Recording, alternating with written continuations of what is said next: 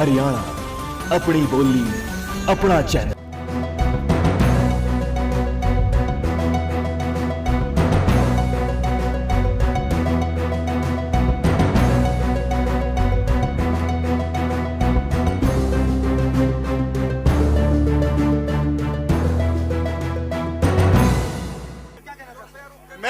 भाई सुन ले, एक मिनट बात सुन, वो जवाब देना चाहिए सुन का भाई फिर किस तरह हुआ। देखो जी, विकास की बात करा, मैं गांव से हूँ। एक गांव में जब 14 करोड़ रुपये 2005 तय और इब 14 करोड़ रुपये एक गांव में लगे हैं चौड़क में। सुनो एक मिनट, 7 करोड़ 35 लाख रुपये लगे 376 गलियों पर। सही है जी। सुनो एक बात, 2 करोड़ 8 लाख लगे पीएचसी पर। अरे गांव में इंग्लिश मीडियम स्कूल 12 लाख का, लड़कियों का अलग स्कूल, पीएचसी की बिल्डिंग, स्टेडियम, 14 करोड़ रुपए लगे हैं जी। और शहर में तो अंदाज ही नहीं रहा। आज सर बेरोजगार बेहाल है सर। पार्टियों से पूछो ना कुछ। मैं कांग्रेस सरकार के नुमाइंदे से ये पूछना चाहता हूँ, जो हमारा सांसद यहाँ से जीत के गया उससे पूछना चाहता हूँ, जब शहीदों के सिर सीमा पे काट दिए जाते हैं, जब शहीदों के सिर सीमा पे काट दिए जाते हैं और कांग्रेस के मंत्री पाकिस्तान के मंत्री के साथ बैठ के बिरयानी खाते हैं, क्या कांग्रेस वालों को उनको वोट देते शर्म नहीं आती? कोई हक नहीं बनता क्या देश के प्रति इन लोगों का? जी आप कुछ कहना चाहते थे? ऐसा एक मिनट देखो, आसी बुटाना नहर बनी, आसी बुटाना नहर बनी, आसी बुटाना नहर बनी, आज तक उसमें पानी क्यों नहीं आया? नहीं, आसी बुटाना नहर ये केवड़ से होकर के निकलती है और अजीमगढ़ से जाकर के वहाँ अंटा जाती है। उस पे 600 करोड़ रुपए लगे सरकार के, 10 साल उसकी 9 साल बनी को हो गए, आज तक पानी क्यों नहीं आया उसमें? बिल्कुल, पानी के मुद्दे पर बात करेंगे। हासी बुटाना लिंक नहर बनी है जी, बताऊंगा। केवड़क के अंदर कोई विकास नहीं हुआ है। एक गंदा नाले की निकासी थी, 9 साल में वो निकासी पूरी नहीं हुई है। वाटर सप्लाई की लाइन सारी केवड़क के अंदर लीक हो रही है, लोग गंदा पानी पी रहे हैं। वो सिर्फ भ्रष्टाचार मचा हुआ है। केवड़क के अंदर कोई विकास नहीं हुआ है, सब झूठी बातें हैं। केवड़क के अंदर कोई विकास नहीं हुआ। एक नाला निकलना था गाँव के, वो नाला नहीं निकला आज तक जी। ये सब झूठ बात है। 14 करोड़ रुपये मैंने नहीं पता कौन ले गया जी, कोई पैसा नहीं। जो ये तंवर साहब बोल रहे हैं, जो ये तंवर साहब बोल रहे हैं बीजेपी के, इनका अपना गांव के अंदर 385 गलियां पक्की कराई है। अगर ये गांव में जाता होगा तो और उसके बावजूद तो आपको बताऊं, इनका गांव मॉडल गांव बनाया है, खराड़ा गांव को मॉडल गांव बनाया है। 285 गलियां उसकी पक्की की हमने। जहां तक पीने के पानी की है, यहाँ पर कुछ और लोग मेरे साथ मौजूद हैं। जी रुचि, आप बताइए। सर एक बात मैं इनसे पूछना चाहती हूँ, ना तो इनके पास सर एक मिनट सर, इनके पास ना तो सर कुरुक्षेत्र लोकसभा के अंदर कैंडिडेट है, इन्होंने हिसार से कैंडिडेट मंगाया नवीन जिंदल, ना इनके पास कैथल से कैंडिडेट है। कोई भी कांग्रेस वालों के पास ये नरवाणा से बुलाते हैं रणदीप सिंह सुरजेवाला को, कभी शमशेर को।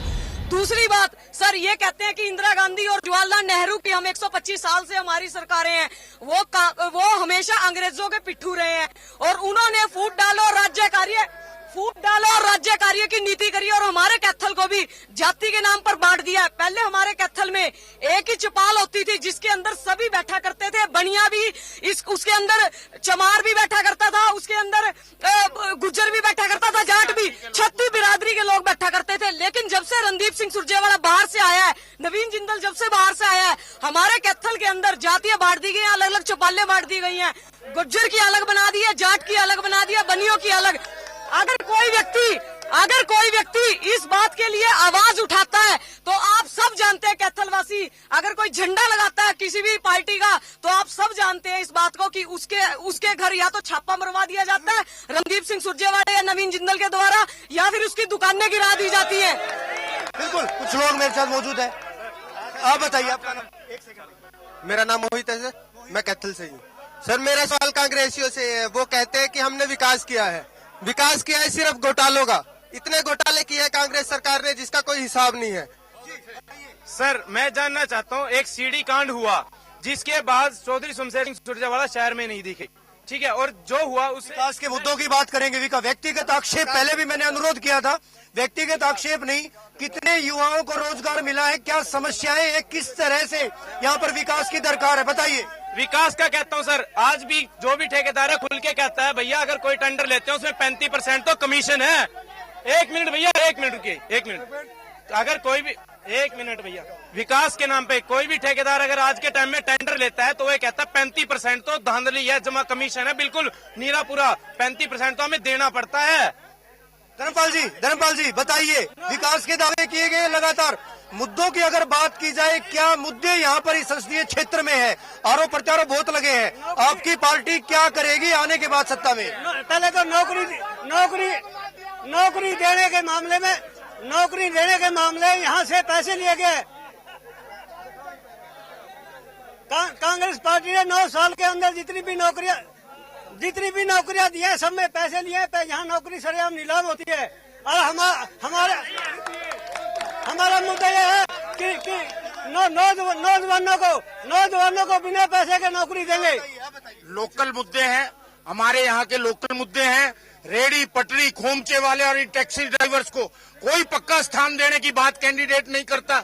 ये लोग एक परिवार एक रोजगार हमारा मुद्दा है, जो इनेलो पार्टी का एमपी आने के बाद पूरे देश के स्तर पे एक टैक्स प्रणाली लागू करने की बात करेगा, जिससे व्यापारियों को पूरे देश के स्तर पे राहत मिलेगी। एक सवाल आपसे एक सवाल, महज हरियाणा में मान लो 10 सीटें आप जीतते हो तो क्या केंद्र में सरकार बना पाओगे? हम उन्हीं लोगों की मुद्दों पे हम समर्थन देंगे, उन लोगों को समर्थन देंगे। बीजेपी को समर्थन दोगे? नहीं, हम उस कैंडिडेट को समर्थन देंगे तो हरियाणा की जनता को, जो प्रदेश की जनता के लिए लाभ दे सके, हमें पैकेज दे सके। यहाँ के नागरिक भी दावे करती, कांग्रेस भी दावे करती। कांग्रेस तो इस जड़ मूल से समाप्त हो गई इस देश में, 100 का आंकड़ा नहीं पार कर पाएगी। आपने अभी एक सवाल पूछा भाई, यदि हरियाणा प्रदेश में आप 10 की 10 सीटें जीत जाएंगे तो केंद्र में आप कैसे सरकार बना पाएंगे? मैं आपको बता देता हूँ, आप अच्छी तरह समझ ले। 1998 में जब चौधरी ओम प्रकाश चौटाला ने 4 सीटें जीती, तब भी हमने केंद्र में अपना प्रधानमंत्री बनाया। 1999 में भी हम लोगों ने अपना प्रधानमंत्री बनाया, और 2014 में जो प्रधानमंत्री बने। बीजेपी नेताओं से बात करते हैं।